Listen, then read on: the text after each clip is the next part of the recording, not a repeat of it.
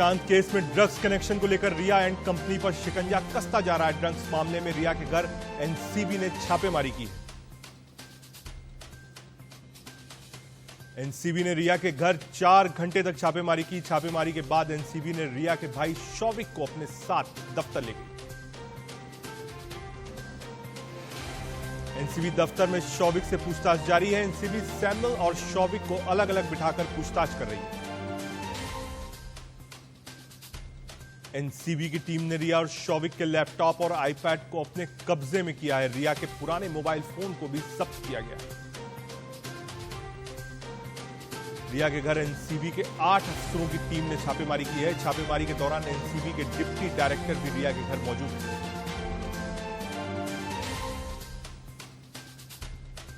NCB ने Samuel Miranda के घर पर 2 घंटे तक छापेमारी की। एनसीबी ने सैमुअल मिरांडा को हिरासत में लिया है। सैमुअल को गाड़ी में बिठाकर एनसीबी अपने दफ्तर ले गई है। सैमुअल मिरांडा से अब तक एनसीबी दफ्तर में पूछताछ हो रही है। एनसीबी की टीम बांद्रा के कई इलाके में छापेमारी कर रही है। ड्रग्स कनेक्शन को लेकर छापेमारी जारी है। रिया और शौविक के व्हाट्सएप चैट को लेकर एनसीबी ने छापेमारी की। दोनों के चैट में बहुत बड़ा खुलासा हुआ। व्हाट्सएप चैट 15 मार्च 2020 की है। इसमें रिया किसी शख्स के बारे में बता रही हैं। वो दिन में 4 बार सिगरेट में ड्रग्स भरकर पीती है। चैट में रिया अपने भाई शौविक से ड्रग्स की डिमांड कर रही है। दोनों के बीच बड और डूब्स ड्रग्स के बारे में बातचीत हुई। एनसीबी ने 2 ड्रग्स पेडलर्स बसित परिहार और फैजान को आज कोर्ट में पेश करेगी। एनसीबी रिमांड की मांग रखेगी।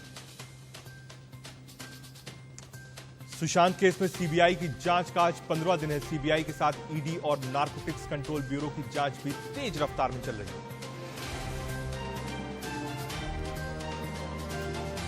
एम्स की फॉरेंसिक एक्सपर्ट टीम आज सुशांत केस में अपनी रिपोर्ट सौंप सकती है। रिपोर्ट से सुशांत केस में कई गुत्थी सुलझने के आसार हैं।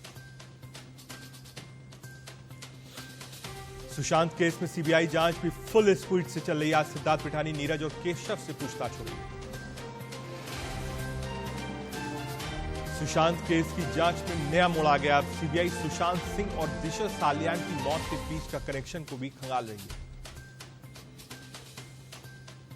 सुशांत की बहन श्वेता सिंह ने ट्वीट कर कहा है, वो हमारे दिलों से सुशांत को न्याय दिलाने की भावना को नहीं निकाल सकते। जम्मू एंड कश्मीर के बारामूला में सुरक्षा बल और आतंकियों के बीच मुठभेड़ जारी है। 2 से 3 आतंकी के छिपे होने की खबर है। दोनों ओर से जबरदस्त फायरिंग जारी है। मुठभेड़ के दौरान एक जवान घायल हुआ है। अस्पताल में उसको भर्ती करवाया गया है। सुरक्षा बलों को 2 से 3 आतंकियों के छिपे होने की खबर मिली थी, जिसके बाद सुरक्षा बलों ने सर्च ऑपरेशन करते हुए इलाके को सील कर दिया। आर्मी चीफ जनरल नरवणे के लेह दौरे का आज दूसरा दिन है। जनरल नरवणे ने अग्रिम मोर्चे पर हालात का जायजा लिया। आर्मी चीफ नरवणे ने कहा है कि लद्दाख में हालत तनावपूर्ण है। सुरक्षा के लिए हर कदम उठाएंगे।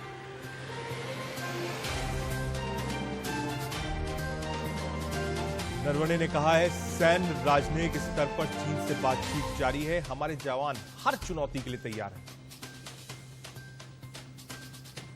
आर्मी चीफ जनरल नरवणे ने कहा है, हमें अपनी सेना पर गर्व है। जल्द ही विवाद सुलझा लिया जाएगा।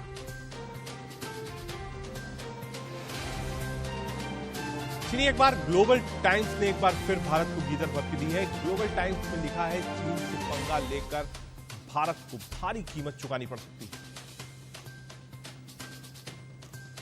ग्लोबल टाइम्स ने लिखा है कि चीन के साथ संघर्ष रखने पर भारत को कीमत चुकानी पड़ेगी। कोरोना और अर्थव्यवस्था को लेकर भी मोदी सरकार को निशाने पर साधा।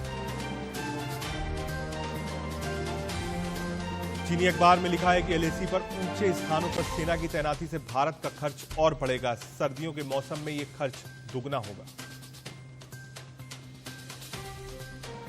भारत चीन सीमा विवाद पर विदेश मंत्री जयशंकर ने कहा है कि विवाद का समाधान कूटनीतिक दायरे में ही निकाला जा सकता है।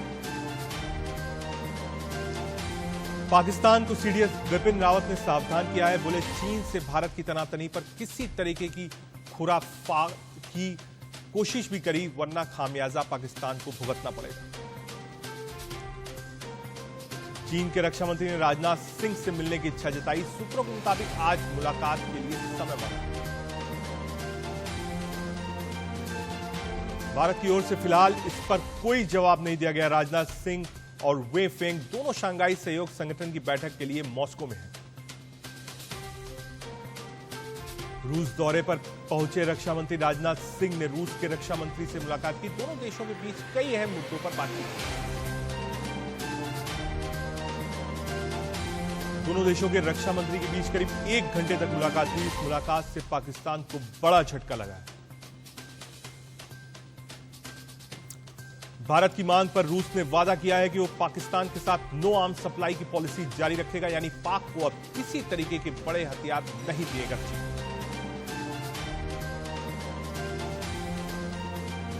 भारत की सुरक्षा से जुड़े मामलों पर रूस ने पूरे साथ का भरोसा भी दिया है। इस बैठक में रूस ने भारत को मेक इन इंडिया प्रोग्राम का समर्थन किया है और अपनी योगदान की बात कही।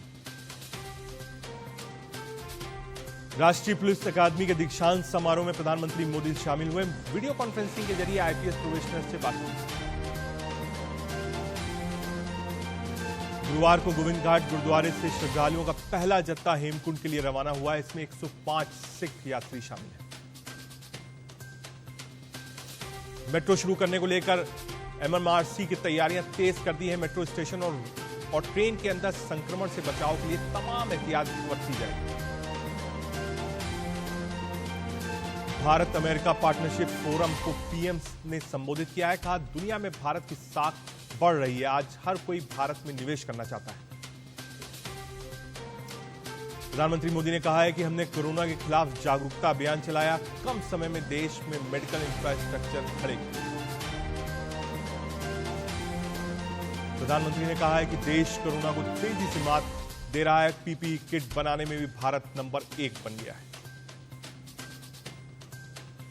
देश में कोरोना से पिछले साल रिकॉर्ड तोड़ दिए। 24 घंटे में करीब 83,341 नए मरीज सामने आए। देश में कोरोना से 24 घंटे में 1096 मरीजों की मौत हो गई है। मौत का कुल आंकड़ा 68,472 हो गया है।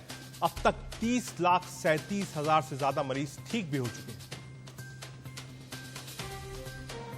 देश में अब तक कोरोना के 39,36,748 केस सामने आ चुके हैं। इनमें से 8,31,000 से ज्यादा एक्टिव केस हैं। महाराष्ट्र में कोरोना के अब तक कुल 8 लाख से 43,000 से ज्यादा केस सामने आ चुके हैं। पिछले 24 घंटे में 18,000 से ज्यादा लोग नए मरीज बने।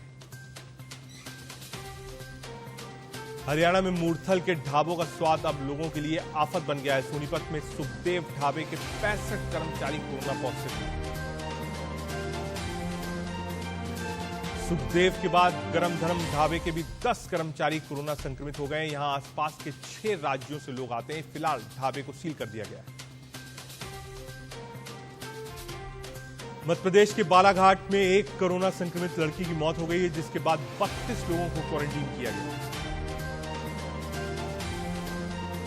इंदौर में स्वास्थ्य विभाग की कोविड टीम की कार ऑटो से टकरा गई, जिसके बाद कार सवार स्वास्थ्य विभाग की टीम के साथ जमकर मारपीट हुई।